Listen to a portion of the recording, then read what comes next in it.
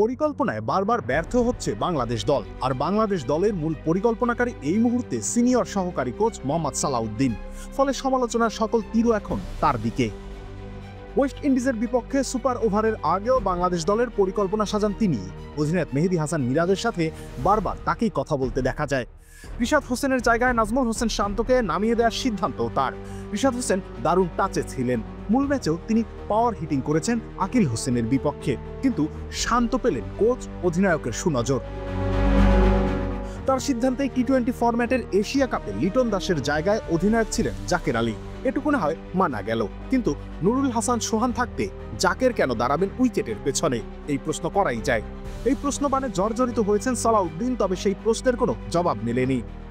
আর এটা ওটা না, কাপড় ধোয়ার একটাই সলিউশন, চাকা অল ইন ওয়ান। মাঠ থেকে ড্রেসিং রুম পর্যন্ত সালাউদ্দিনের সক্রিয় উপস্থিতি দেখলেই বোঝা যায় তিনি দলের সবথেকে ক্ষমতাধর ব্যক্তি। একাদশ নির্বাচন থেকে ব্যাটিং অর্ডার, সব সিদ্ধান্তে তার মতই নাকি মুখ্য ভূমিকা রাখে। দলের প্রধান কোচ ফিল সিমন্স যেন নিছক দর্শক। তার নিজস্ব একটা পছন্দের তালিকাও আছে। অভিযোগ আছে সালাউদ্দিন নাকি নিজের পছন্দের ক্রিকেটারদের সুযোগ দিচ্ছেন। বিষয়টা হয়তো অভিযোগ, সেটা নিয়ে আলোচনা না হয় নাই করা হলো, কিন্তু পরিকল্পনায় যে ঘাটতি আছে সেটা তো প্রকাশ্য দিবালোকের মতোই সত্য। সেই সত্য অস্বীকার করে কতদিন নিজের জায়গা ধরে রাখবেন সালাউদ্দিন? ভেতরের খবর হলো খোদ বাংলাদেশ ক্রিকেট বোর্ড তার ব্যাপারে অতিষ্ঠ হয়ে উঠেছে। বোর্ড সভাপতি নিজে থেকেই নাকি নতুন করে একজন সহকারী কোচ খোঁজার কথা বলেছেন। তাহলে কি বাংলাদেশ ক্রিকেটে সালাউদ্দিন অধ্যায়ের ইতি ঘটতে চলেছে?